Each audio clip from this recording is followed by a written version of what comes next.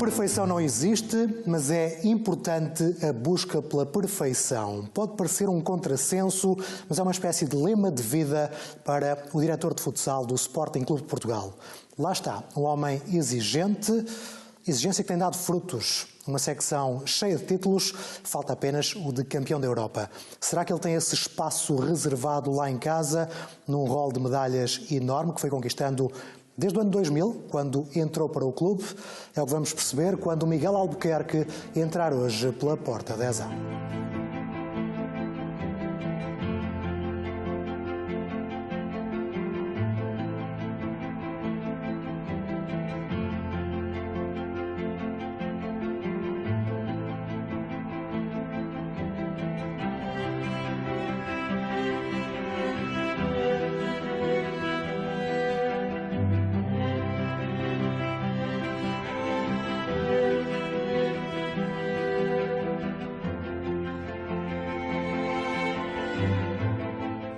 Miguel Albuquerque é o convidado do Porta de Ezá desta semana. Miguel, muito obrigado por ter aceitado o convite da Sporting TV e estar aqui hoje nesta conversa. Podemos começar com um quiz? Sim, claro. Quantos troféus conquistou o Sporting desde que o Miguel está no clube, no nível sénior, para já? Não sei, 20 e poucos, 20 e tal, não tenho o número preciso. E se formos incluir as camadas jovens, quantos troféus é que conquistou? Desde que está no clube? Desde que estou no clube, para aí 80. 80 troféus. Muito bem. Onde é que guarda essas medalhas? Em casa. Em casa, religiosamente guardadas em casa, porque todas elas têm um significado diferente e todas elas têm uma história diferente. Ainda não deu direito a medalha, mas o Sporting está de parabéns pela passagem à Final Four da UEFA. Os nossos parabéns também Obrigado. Para si. Foi mais fácil do que esperavam, tendo em conta que após o segundo jogo a coisa estava arrumada, ou não?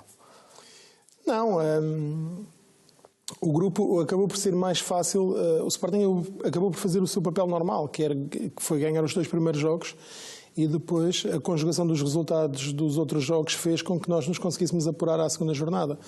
Mas não acho que seja mais fácil ou mais difícil, ou seja, a nova conjectura da UEFA Futsal Cup permite que as equipas que passam em primeiro na main round acabem por ter o trabalho um pouco mais facilitado, porque são cabeças de série, logo acabam por não ter no seu grupo uma das equipas mais difíceis. Por exemplo, o Kairat Almaty acaba por ser eliminado desta Final Four porque não fez bem o trabalho deles na main round, como eu costumo dizer, independentemente de passarem 3 equipas, o Kairat não passando em primeiro fez com que não fosse cabeça de série nesta fase de elite e acabou por cair no grupo do Inter Movistar, porque numa situação normal o Kairat Almaty tinha caído no grupo do Győr, onde o próprio Győr se acabou por apurar. Não acho que tenha sido mais fácil ou mais difícil, acho que nós nos preparámos bem para esta fase de elite. Foi determinante o facto de termos organizado novamente em casa e foi determinante o apoio dos nossos adeptos também. E vamos por aí, Miguel. É mais fácil, hoje em dia, com a experiência que já tem acumulada, organizar uma fase como estas, mesmo tendo em conta que era a primeira organização especial, ser no pavilhão João Rocha? Eu acho que nós atingimos um capital de experiência neste tipo de organizações que eu costumo dizer a brincar. Vamos fazer um contrato com a UEFA e eles dizem-nos onde é que é e nós vamos, chegamos lá e organizamos, porque de facto nós temos a sorte de ter uma equipa fantástica a trabalhar dia e noite para este tipo de organizações e que faz com que as coisas saiam de uma forma fluida, ou seja, parece que tudo é normal, mas de facto dá muito trabalho a organizar uma competição destas. E já agora, concretamente, com o que é que o Miguel tem que se preocupar? Isto é quase como juntar aqui as peças de um puzzle? Com tudo. É mesmo com tudo. É melhor perguntar ao contrário, com o que é que não tem que se preocupar? Com tudo.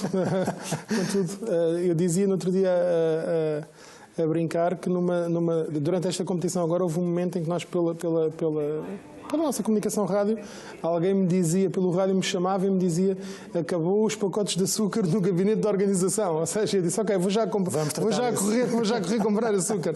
Ou seja, todos os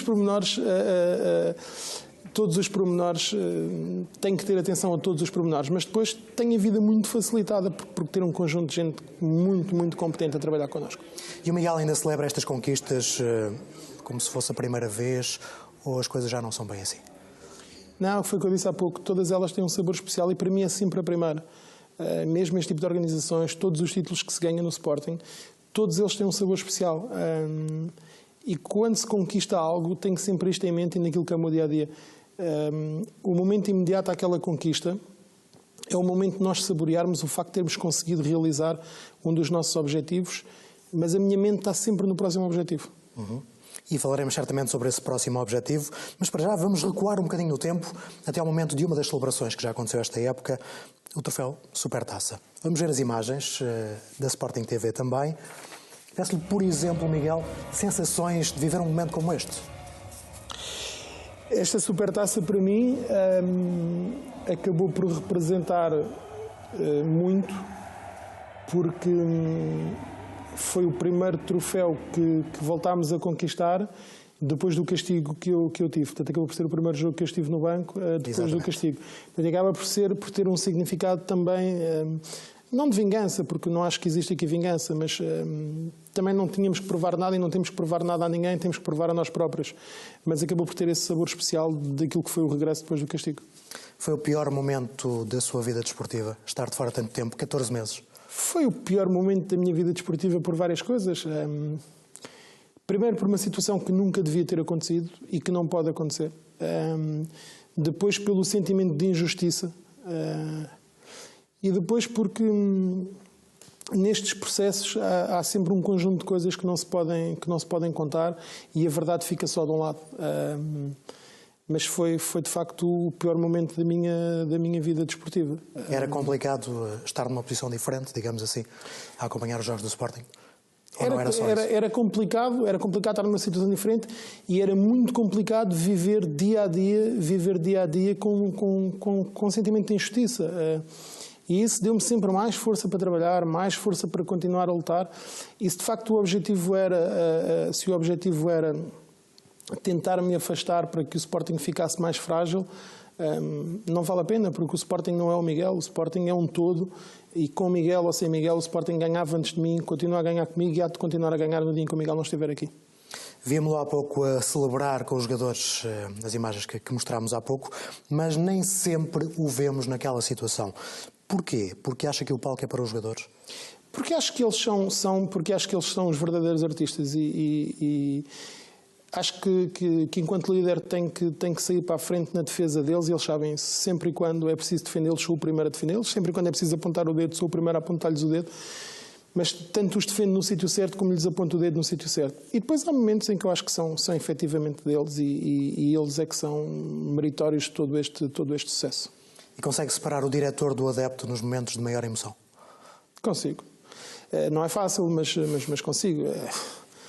Não também é fácil. Ganha experiência com o tempo? Muita. Hoje em dia, lá está, como eu disse há pouco, todos os títulos são diferentes, mas vivo a intensidade com que eu vivo os títulos hoje, a idade também é outra já, a maturidade é outra, mas vivo-os com a mesma intensidade, mas de uma forma muito menos exuberante do que no passado. É perfeccionista? Muito, mas sei que a perfeição não existe. É verdade. Todos os dias digo isso. Não vale a pena continuarmos a buscar a perfeição, que é uma coisa que não existe. Mas mesmo sabendo que ela não existe, todos os dias tento, e as pessoas que trabalham ao meu lado sabem isso, da exigência máxima na busca da perfeição, mesmo sabendo que ela não existe. Porque se nós buscarmos essa perfeição, vamos estar mais perto de o conseguir. Mas é um paradoxo complicado, porque depois porque nunca vamos lá chegar. Mas nunca vamos lá chegar, mas vamos estar mais perto de lá chegar. E torna-se demasiado chato para os outros quando é demasiado exigente? Horrível. Intragável. A sério, tenho essa noção. Horrível, intragável,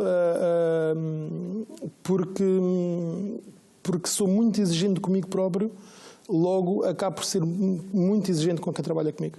Então, se calhar, vale a pena ouvirmos outras pessoas falarem sobre isso. Se calhar é mais fácil para tentarmos perceber até que ponto é que o Miguel é intragável. Vamos ouvir. Às vezes é um grande chato.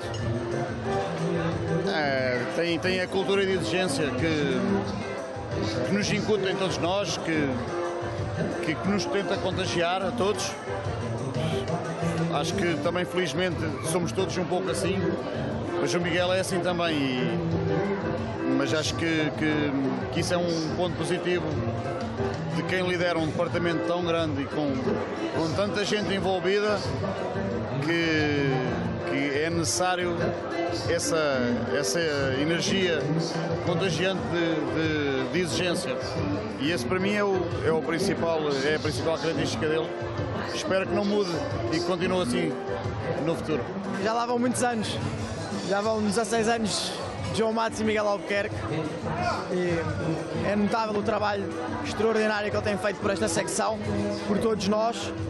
Ele é a base desta equipa, acaba por ser o líder máximo. No entanto, é uma pessoa que está sempre disposta a nos ajudar, muito presente, e ao fim destes anos todos já acaba por ser uma relação por tu e não por você, uma pessoa que tem uma hierarquia em cima da minha, e é bastante agradável. Uma pessoa que eu já acompanho há muitos anos, ele acompanhou a minha evolução, eu acompanhei a evolução dele aqui no Sporting, e já são muitos anos de muito trabalho junto e de vermos esta evolução do futsal do Sporting. Falámos com mais gente, Miguel, e o discurso é sempre este. Qual é a sensação de ouvir estas palavras? Curioso aquilo que o Nuno dizia há pouco. Recordo-me agora, nesta fase de elite, no último dia do último jogo, eu fui almoçar com eles ao hotel, porque não consegui estar tão presente como aquilo que queria, porque não consigo ainda ter o dom da ambiguidade. E o Nuno, estávamos a falar sobre os fatores de desempate desta fase de elite. E o Nuno perguntou, mas quais são efetivamente os fatores de desempate? Havia ali um problema na tradução do inglês. E eu respondi-lhe, primeiro fator de desempate é o Sporting ganhar os 3 jogos. Porque o Sporting ganha os 3 jogos não havia conversa, portanto, e eu às vezes digo aquilo de uma forma a brincar, mas é efetivamente isso que eu penso, que é, não vale a pena nós estarmos a pensar quais são os fatores de desempate, se a nossa obrigação é o primeiro fator de desempate é o Sporting ganhar os 3 jogos. Um diretor tem que ter uma posição um bocadinho mais distante ou deve estar e ser próximo dos jogadores? Deve conseguir um bocadinho de cada. Eu tão depressa estou próximo deles como estou nestes almoços ou nestes jantares ou como convivemos fora do campo, como estou distante. Felizmente nunca, também tem um bocadinho a ver com aquilo que é a minha personalidade, mas felizmente nunca precisei de me afastar para me autoafirmar, ou seja, eu acho que as lideranças e os líderes devem não ser de uma forma natural. Eu costumo dizer que quem manda não tem que andar todos os dias a dizer que manda.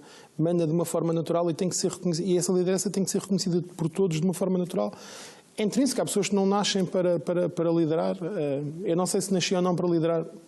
Naquilo que me compete, acho que sim. Acho que com um bocadinho de orgulho, acho que o consigo fazer bem. Mas não preciso de manter essa distância. Consigo estar próximo deles e, num momento tão depressa, estamos a brincar, a almoçar ou a jantar, como estamos sentados numa mesa para fazer uma negociação. E outras características, para além dessa exigência constante, é que o Miguel tem que o faz ser um bom líder, na sua opinião? A frieza.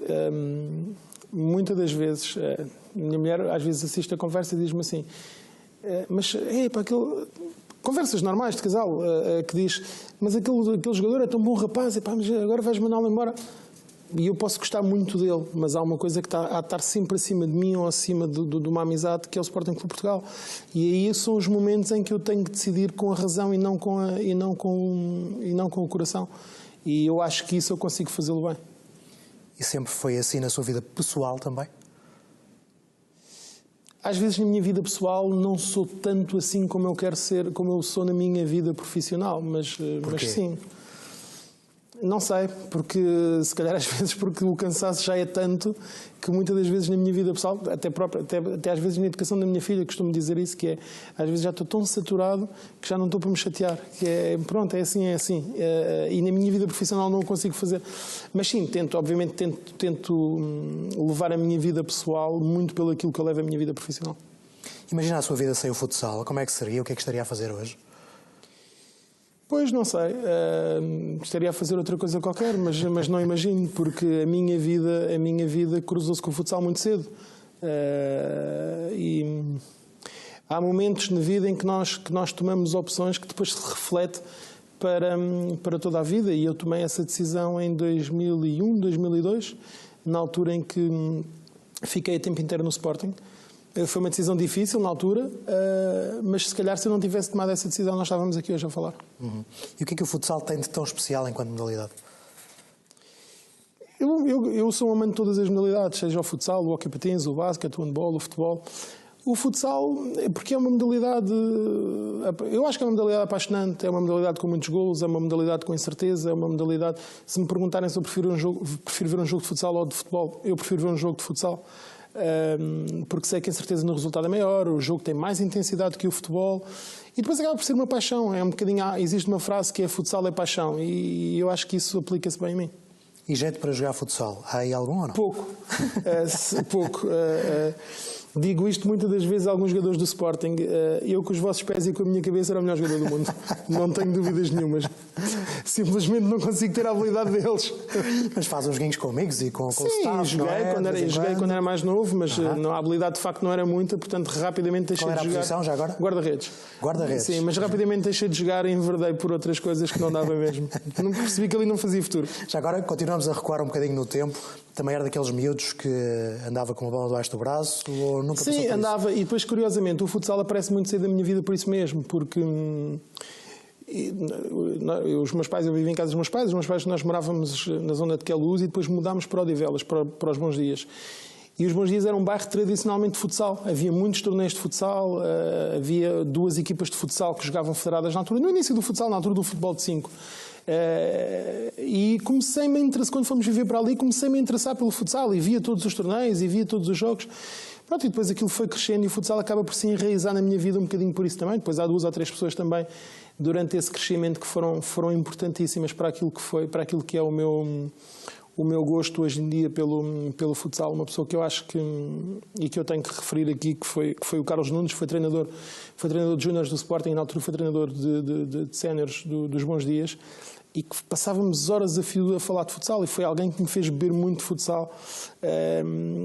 E eu sempre tive sempre quis perceber o jogo por dentro e por fora, não só ao nível técnico, tático, mas também a nível organizativo.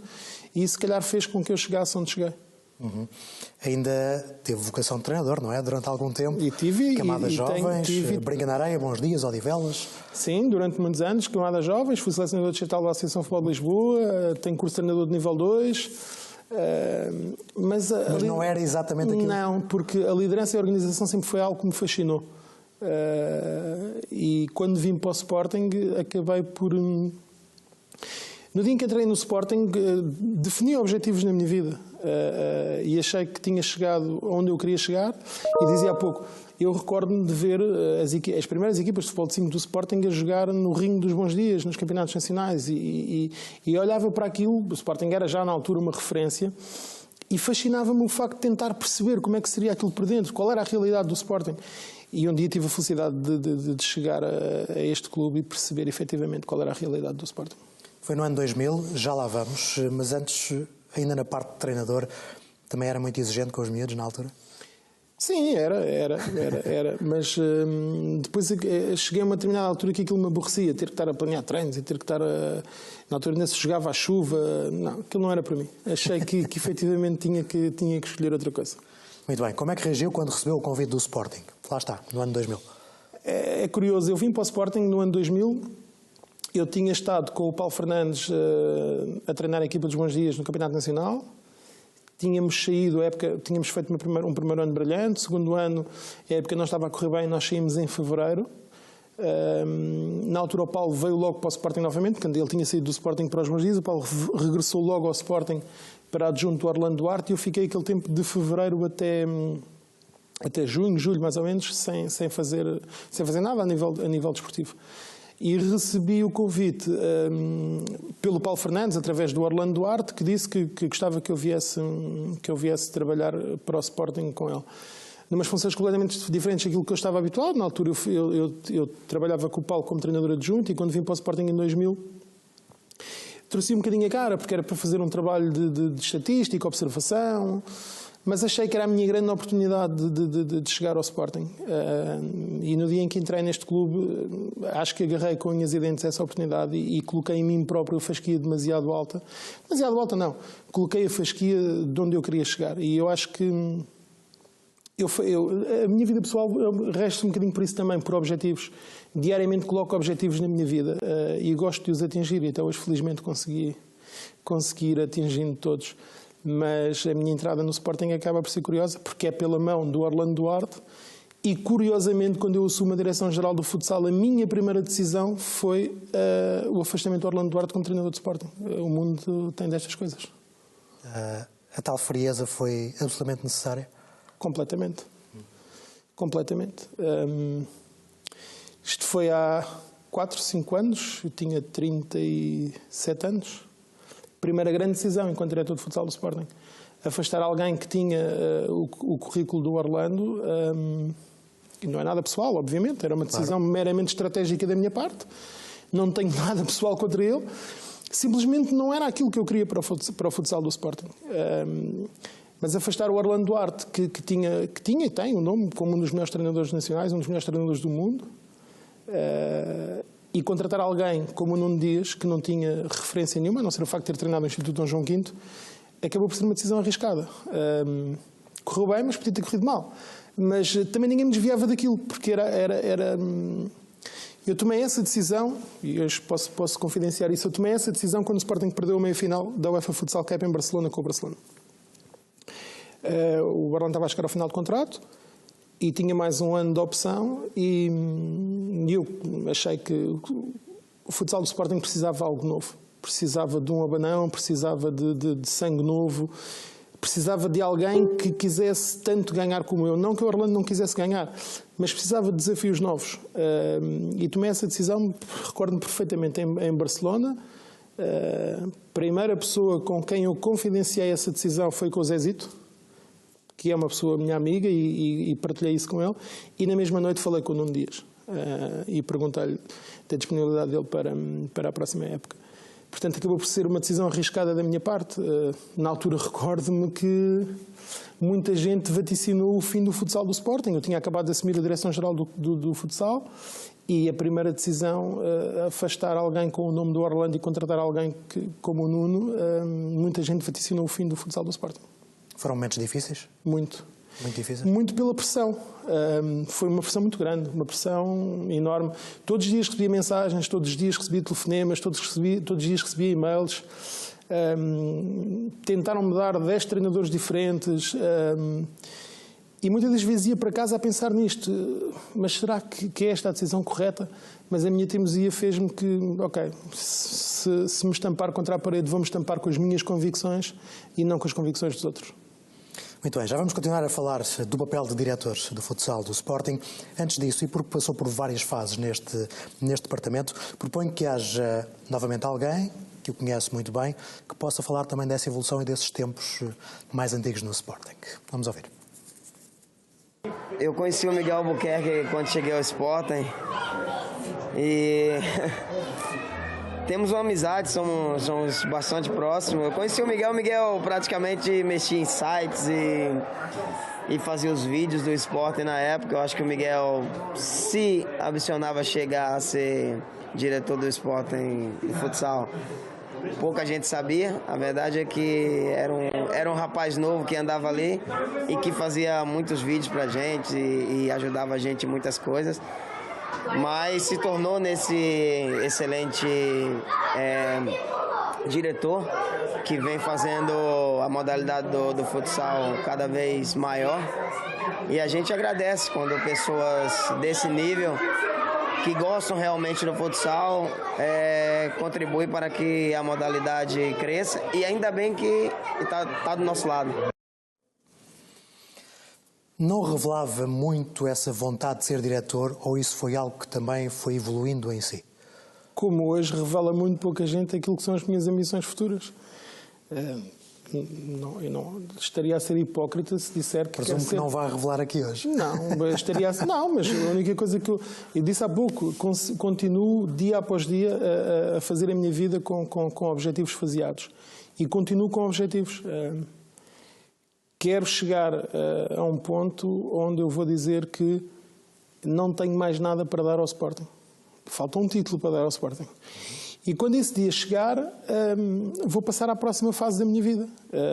Porque estaria a ser hipócrita se estivesse aqui agora a dizer que vou querer ser diretor do futsal durante toda a minha vida. Porque isso acho que era, por muito prazer que isso me dê, por muito orgulho que tenha de o fazer, quero algo mais, quero continuar a ter desafios na minha vida e quero continuar a ajudar o Sporting a crescer.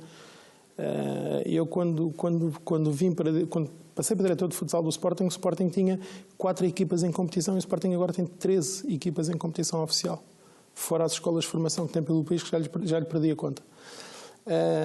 E eu quero continuar a fazer o futsal do Sporting a crescer, mas ao mesmo tempo também eu profissionalmente quero continuar a crescer.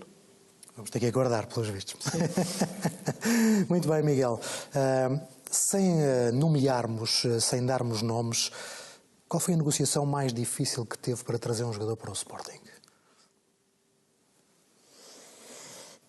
A negociação mais difícil...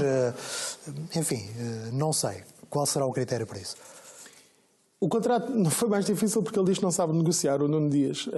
Mas Pronto, está dado o nome? Sim, não, ele não fica. Ele próprio diz que não sabe negociar. Não é que tenha sido um contrato difícil de negociar.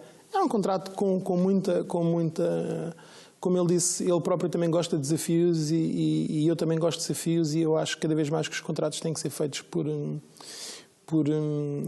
desafios. Depois efetivamente houve um período difícil de negociar no início do mandato desta direção, foi público, toda a gente, que os orçamentos foram reduzidos, mas aí também entrou aquilo que é a hombridade dos atletas e se nós olharmos para aquele ano, todos os atletas ficaram naquele plantel e aceitaram baixar, mas foi um período difícil.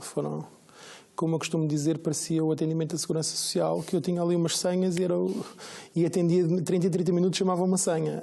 Mas eu em 2 dias renegociei os contratos do plantel todo. Esse foi o momento mais difícil. O futsal do Sporting é claramente uma família, vamos percebendo isto quando acompanhamos a modalidade, agora também mais por dentro, no meu caso. E como é que fica a sua família no meio disto tudo? A sua mulher, a sua filha? Acaba por, muitas das vezes, ser a mais prejudicada no meio disto tudo. Mas, como eu costumo dizer, o futsal também já existia antes e vai continuar a existir. Se calhar, se não fosse o futsal, a minha família não existia, porque o futsal e o Sporting acaba por cruzar, a minha família acaba por acontecer. Eu conheci a minha mulher no Sporting, casei no Sporting. Lembro-me da minha filha ir muito pequenina para o Sporting e estar a dormir em 2 cadeiras enquanto eu estava em reuniões sem fim. Eu acho que também já é um hábito. E com 2 mulheres em casa compreendem a ausência agora? Compreender, elas compreendem. Obviamente que é difícil e eu tento sempre ao máximo envolvê-las no máximo que eu posso. Se eu tiver que sair para uma viagem, para fazer um negócio ou para ver um jogo que não envolva uma deslocação oficial do Sporting, tento envolver. Se eu disser à minha mulher, vamos ao Porto passar o fim de semana, ela sabe que eu não vou passar o fim de semana ao Porto. Certamente irei fazer alguma coisa, mas vou ter que dizer que vamos passar o fim de semana ao Porto, mas no meio vai acontecer ali qualquer coisa, não é? Tento sempre minimizar, mas percebo que elas são, de facto, quem mais sofre no meio disto tudo. Muito bem, Miguel. Vamos voltar ao início, às medalhas, aos títulos. Está reservado o espaço para a medalha que falta? Está reservado um espaço para a medalha que falta. É claramente o último título que me falta contribuir para enriquecer o Museu do Mundo Sporting. Já pensou no dia em que será campeão europeu? Já. Como é que espera que seja? Já passaram tantos cenários pela minha cabeça. Já tivemos tão perto, já tivemos longe, já tivemos muito perto, já tivemos com uma mão na taça, como eu costumo dizer. E no dia em que formos campeões europeus não vai sair nada do que eu pensei. Porque, de facto... mas pensei. Penso muito. Posso dizer que... digo isto às vezes aos jogadores, que é, de facto, uma grande ambição, mas que não pode ser uma obsessão. Digo-lhe a eles, mas reconheço que vivo obcecado com isso. Vamos esperar que seja já nesta edição. Miguel, muito obrigado por ter vindo ao Porta 10A. Miguel Albuquerque, o diretor do futsal do Sporting, foi o nosso convidado especial desta semana. Já sabe que vamos voltar na próxima semana com mais um convidado do Mundo Sporting. Nós contamos sempre consigo. Até lá.